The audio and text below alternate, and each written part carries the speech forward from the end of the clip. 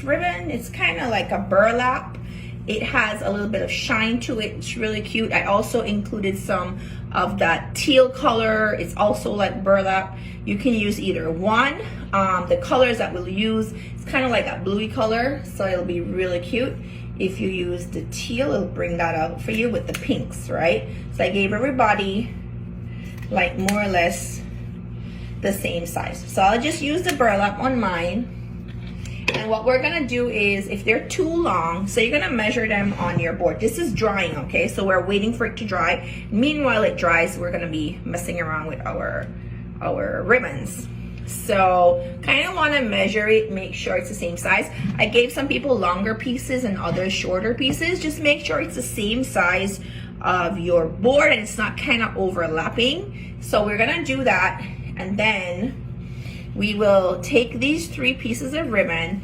You'll put them together kind of like in an X form, and then one kind of in the middle there. Okay, and then we will just, you know, just kind of squish them together.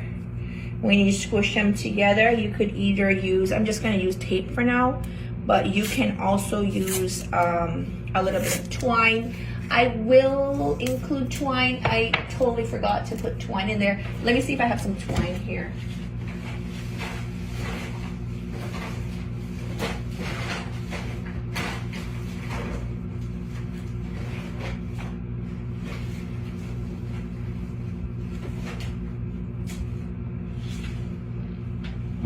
Okay, I found the smallest piece.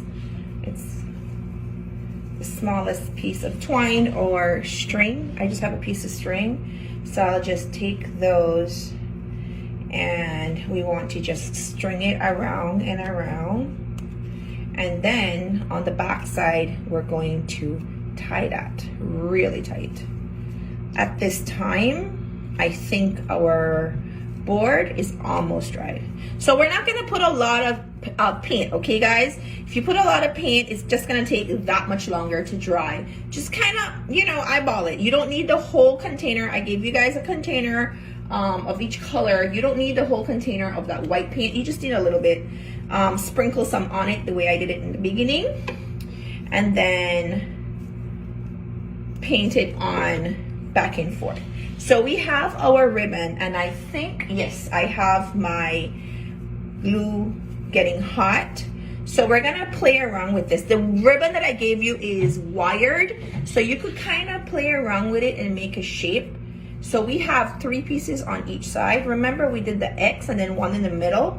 So I gave you this really cute shape. We're going to be putting this aside to use it later. Also, we have flower, and we have some pieces of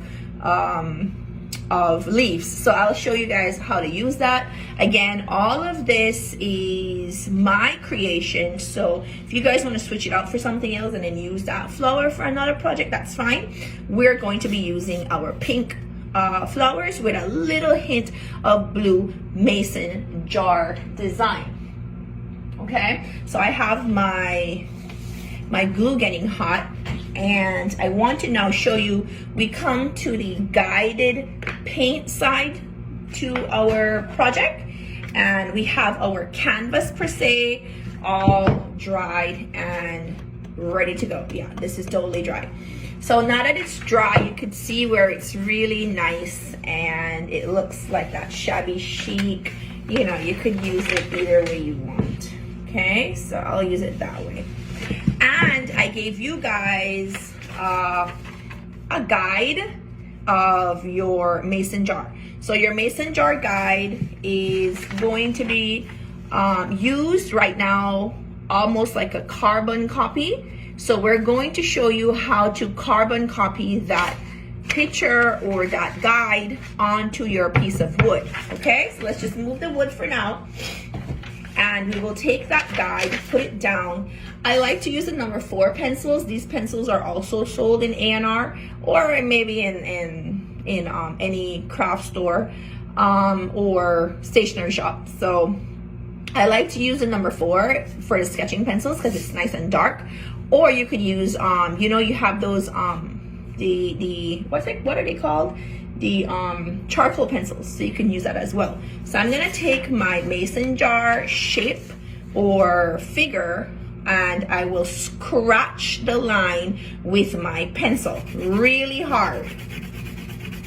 Then I'll show you guys what happens. It's kind of like, you remember when we used to play, guys, I don't know, maybe I'm just old, we used to have that shilling or that 25 cents, and then we would scratch it and use that.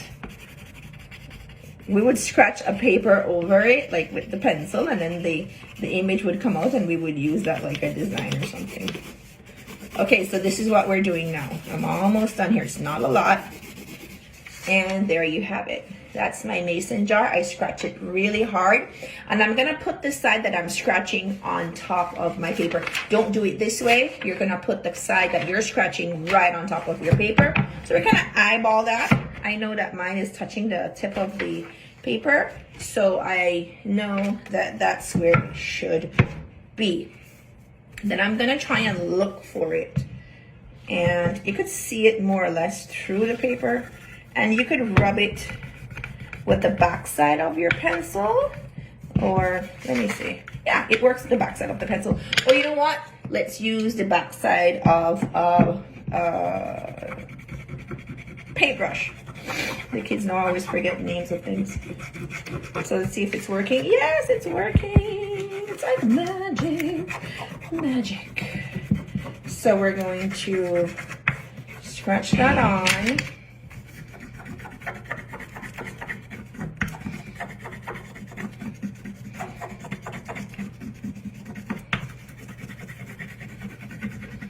Let's see.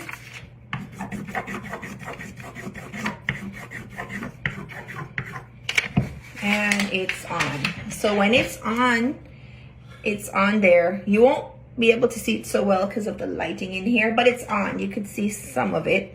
So we're gonna take our pencil now, and we're gonna go right back over those lines. It's right there. We're just gonna go over that line a little bit more.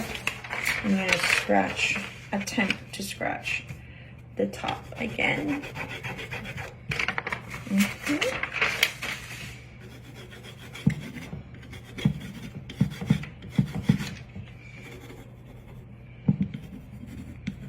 And it works just fine. Okay, so that's my mason jar. You should be able to see it now. That's my mason jar.